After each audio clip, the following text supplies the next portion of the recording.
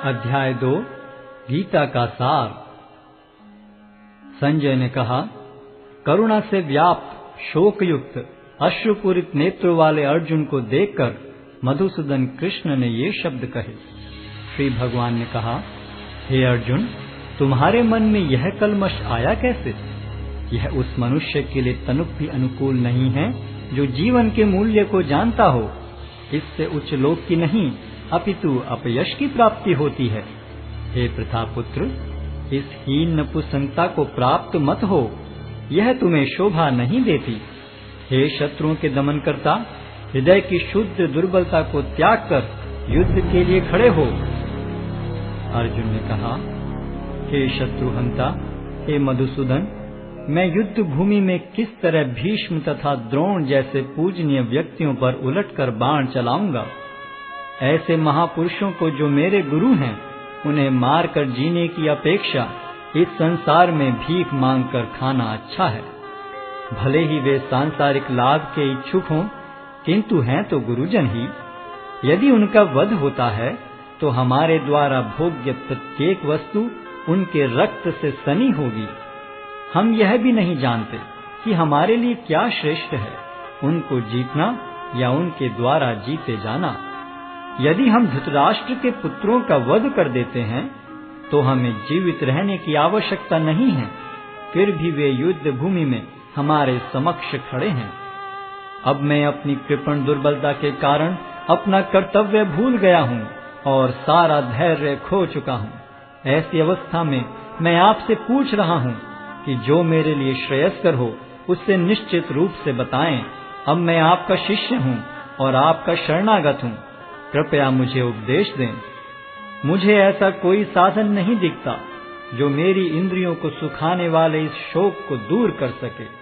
स्वर्ग पर देवताओं के अधिपत्य की तरह इस धन धान्य संपन्न सारी पृथ्वी पर निष्कंटक राज्य प्राप्त करके भी मैं इस शोक को दूर नहीं कर सकूंगा।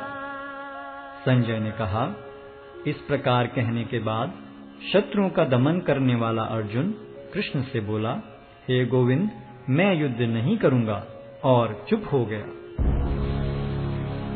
हे भरतवंशी धृतराष्ट्र, उस समय दोनों सेनाओं के मध्य शोकमग्न अर्जुन से कृष्ण ने मानो हंसते हुए ये शब्द कहे। श्री भगवान ने कहा, तुम पांडित्यपूर्ण वचन करते हुए उनके लिए शोक कर रहे हो जो शोक करने योग्य नहीं हैं।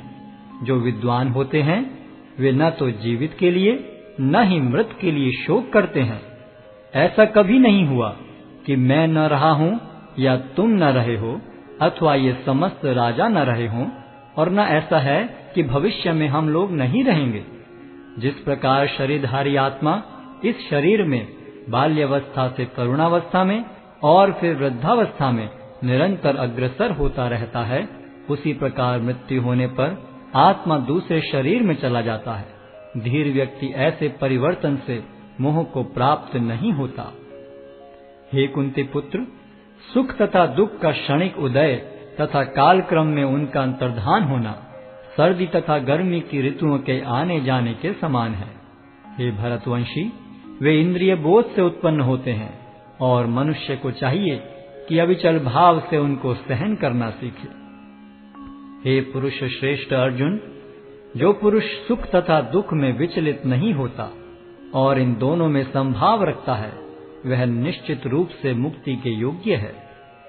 तत्वदर्शियों ने यह निष्कर्ष निकाला है कि असत का तो कोई चिरस्थायित्व नहीं है, किंतु सत अपरिवर्तनीय रहता है।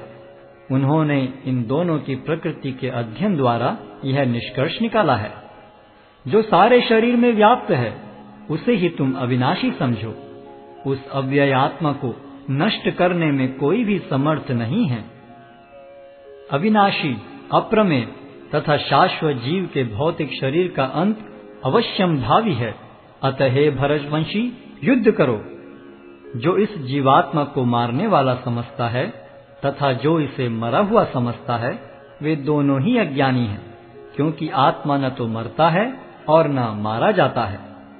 आत्मा के लिए किसी भी काल में न तो जन्म है न मृत्यु। वह न तो कभी जन्मा है, न जन्म लेता है और न जन्म लेगा। वह अजन्मा, नित्य, शाश्वत तथा पुरातन है। शरीर के मारे जाने पर वह मारा नहीं जाता। हे पार्थ, जो व्यक्ति यह जानता है कि आत्मा अविनाशी, अजन्मा, शाश्वत तथा अव्यय है, वह भला किसी को कैसे मार सकता है या मरवा सकता है? जिस प्रकार मनुष्य पुराने वस्त्रों का त्याग कर नए वस्त्र धारण करता है, उसी प्रकार आत्मा पुराने तथा व्यर्थ के शरीरों को त्याग कर नवीन भौतिक शरीर धारण करता है। यह आत्मा न तो कभी किसी शस्त्र द्वारा खंड खंड किया जा सकता है, न अग्नि द्वारा जलाया जा सकता है, न जल द्वारा भिगोया या वायु द्वारा सुखाया जा सकता है। यह आत्मा अखंडित तथा अघुलनशील है। इसे न तो जलाया जा सकता है, न ही सुखाया जा सकता है। यह शाश्वत, सर्वव्यापी, अविकारी, स्थिर तथा सदैव एक सा रहने वाला है। यह आत्मा अव्यक्त, अकल्पनीय तथा अपरिवर्तनीय कहा जाता है। यह जानकर तुम्हें शरीर के लिए शोक नहीं करना चाहिए। किंतु यदि तुम यह सोचते हो कि आत्मा अथवा जीवन का लक्षण सदा जन्म लेता है तथा सदा मरता है, तो भी हे महाबाहु, तुम्हारे शोक करने का कोई कारण नहीं है। जिसने जन्म लिया है उसकी मृत्यु निश्चित है, और मृत्यु के पश्चात पुनर्जन्म भी निश्चित है। अतः अपने अपरिहार्य कर्तव्य पालन में तुम्हें शोक नहीं करना चाहिए।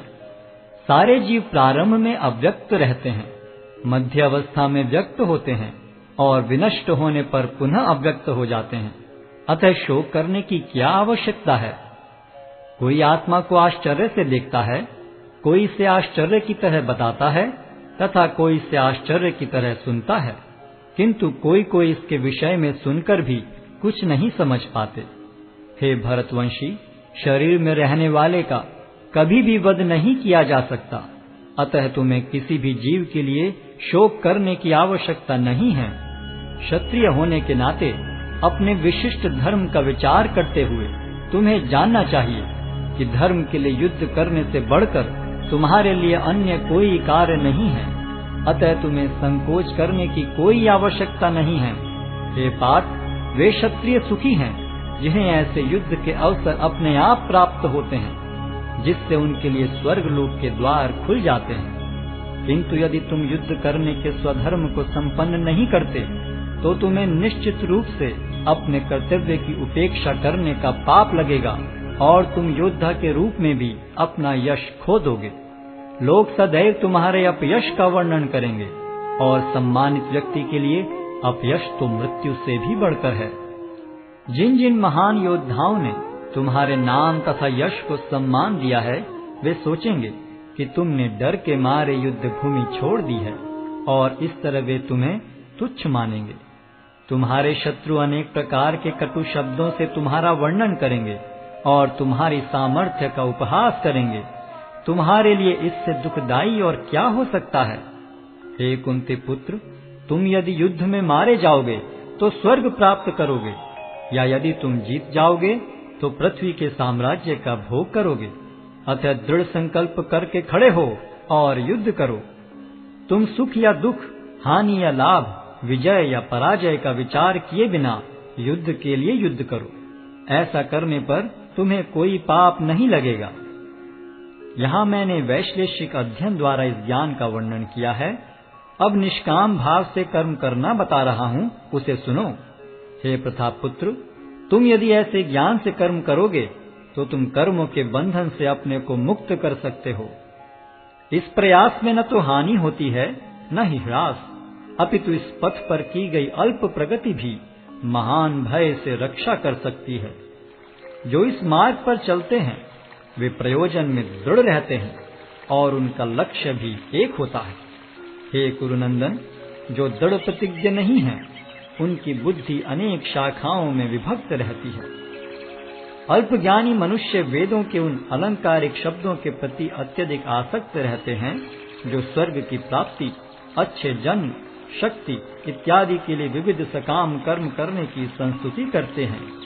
इंद्रिय तृप्ति तथा ऐश्वर्य में जीवन की अभिलाषा के कारण वे कहते हैं कि इससे बढ़कर और कुछ नहीं है।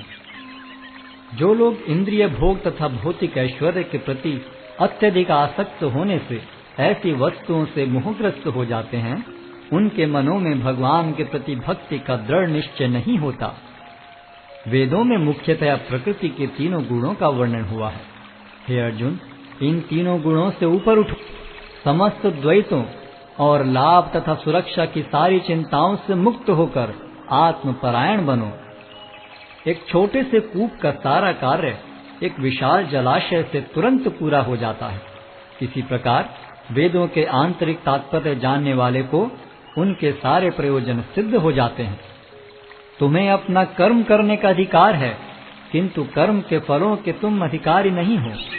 तुम न तो कभी अपने आप को अपने कर्मों के फलों का कारण मानो, न ही कर्म न करने में कभी आसक्त हो। हे अर्जुन, जय अथवा पराजय की समस्त आसक्ति त्याग कर समभाव से अपना कर्म करो। ऐसी समता योग कहलाती है। हे धनंजय, भक्ति के द्वारा समस्त गर्हित कर्मों से दूर रहो और उसी भाव से भगवान की शरण ग्रहण करो। जो व्यक्ति अपने सकाम कर्म फलों को भोगना चाहते हैं, वे कृपण हैं। भक्ति में संलग्न मनुष्य इस जीवन में ही अच्छे तथा बुरे कार्यों से अपने को मुक्त कर लेता है। अतः योग के लिए प्रयत्न करो, क्योंकि सारा कार्य कौशल यही है। इस तरह भगवत भक्ति में लगे रहकर बड़े बड़े ऋषि, मुनि अथवा भक्तगण अपने आप को इस भौतिक संसार में कर्म के फलों से मुक्त कर लेते हैं। इस प्रकार वे जन्म मृत्यु के चक्र से छूट जाते हैं और भगवान के पास जाकर उस अवस्था को प्राप्त करते हैं जो समस्त दुखों से परे है। जब तुम्हारी बुद्धि मोह रूपी सघन वन को पार कर जाएगी, तो तुम सुने हुए तथा सुनने योग्य सब के प्रति अन्य मनस्क हो जाओगे। जब तुम्हारा मन वेदों की अलंकारमयी भाषा से विचलित न हो और वह आत्म साक्षात्कार की समाधि में स्थिर हो जाए, तब तुम्हें दिव्य चेतना प्राप्त हो जाएगी। अर्जुन ने कहा, हे कृष्ण, अध्यात्म में लीन चेतना वाले व्यक्ति के क्या लक्षण हैं? वह कैसे बोलता है तथा उसकी भाषा क्या है? वह किस तरह बैठता और चलता है? श्री भगवान ने कहा, हे पार्थ, जब मनुष्य मनोधर्म से उत्पन्न होने वाली इंद्रिय तृप्ति की समस्त कामनाओं का परित्याग कर देता है और जब इस तरह से विशुद्ध हुआ उसका मन आत्मा में संतोष प्राप्त करता है, तो वह विशुद्ध दिव्य चेतना को प्राप्त स्थित प्रज्ञ कहा जाता है, जो त्रय तापों के होने पर भी मन में विचलित नहीं होता अथवा सुख में प्रसन्न नहीं होता और जो आसक्ति, भय तथा क्रोध से मुक्त है, वह स्थिर मन वाला मुनि कहलाता है। इस भौतिक जगत में जो व्यक्ति न तो शुभ की प्राप्ति से हर्षित होता है और न अशुभ के प्राप्त होने पर उससे घृणा करता है, वह पूर्ण ज्ञान में स्थिर होता है। जिस प्रकार कछुआ अपने अंगों को संकुचित करके खोल के भीतर कर लेता है, उसी तरह जो मनुष्य अपनी इंद्रियों को इंद्रिय विषयों से खींच लेता है, वह पूर्ण चेतना में दृढ़ता पूर्वक स्थिर होता है। देहधारी जीव इंद्रिय भोग से भले ही निवृत्त हो जाए, पर उसमें इंद्रिय भोगों की इच्छा बनी रहती है। लेकिन उत्तम रस के अनुभव होने से ऐसे कार्यों को बंद करने पर वह भक्ति में स्थिर हो जाता है। हे अर्जुन, इंद्रियां इतनी प्रबल तथा वेगवान हैं कि वे उस विवेकी पुरुष के मन को भी बलपूर्वक हर लेती हैं, जो उन्हें वश में करने का प्रयत्न करता है। जो इंद्रियों को पूर्णतया वश में रखते हुए इंद्रिय संयम करता है और अपनी चेतना को मुझ में स्थिर कर देता है, वह मनुष्य स्थिर बुद्धि कहलाता है। इंद्रिय विषयों का चिंतन करते हुए मनुष्य की उनमें आसक्ति उत्पन्न हो जाती है और ऐसी आसक्ति से काम उत्पन्न होता है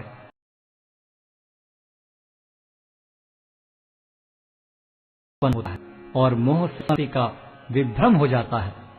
जब स्मरण शक्ति भ्रमित हो जाती है तो बुद्धि नष्ट हो जाती है और बुद्धि नष्ट होने पर मनुष्य भवकूप में पुनः गिर जाता है। किंतु समस्त राग तथा द्वेष से मुक्त एवं अपनी इंद्रियों को संयम द्वारा वश में करने में समर्थ व्यक्ति भगवान की पूर्ण कृपा प्राप्त कर सकता है। इस प्रकार से कृष्ण भावनामृत में तुष्ट व्यक्ति के लिए संसार के तीनों ताप नष्ट हो जाते हैं और ऐसी तुष्ट चेतना होने पर उसकी बुद्धि शीघ्र ही स्थिर हो जाती है। जो कृष्ण भावनामृत में परमेश्वर से संबंधित नहीं है, उनकी न तो बुद्धि दिव्य होती है और न ही मन स्थिर होता है। जिसके बिना शांति की कोई संभावना नहीं है, शांति के बिना सुख हो भी कैसे सकता है।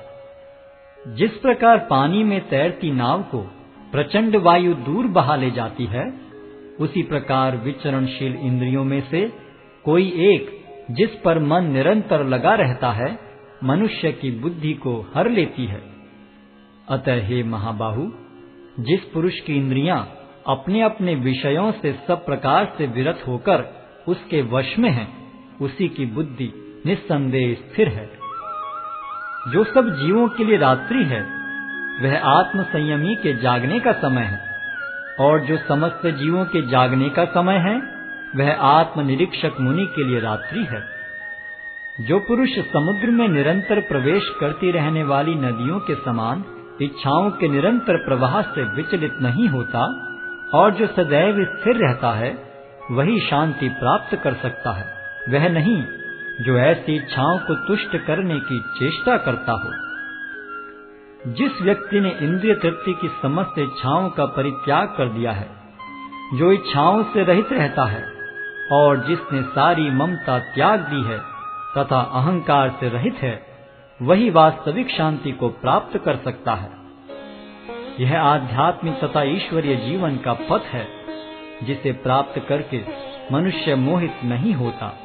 यदि कोई जीवन के अंतिम समय में भी इस तरह स्थित हो, तो वह भगवत धाम में प्रवेश कर सकता है।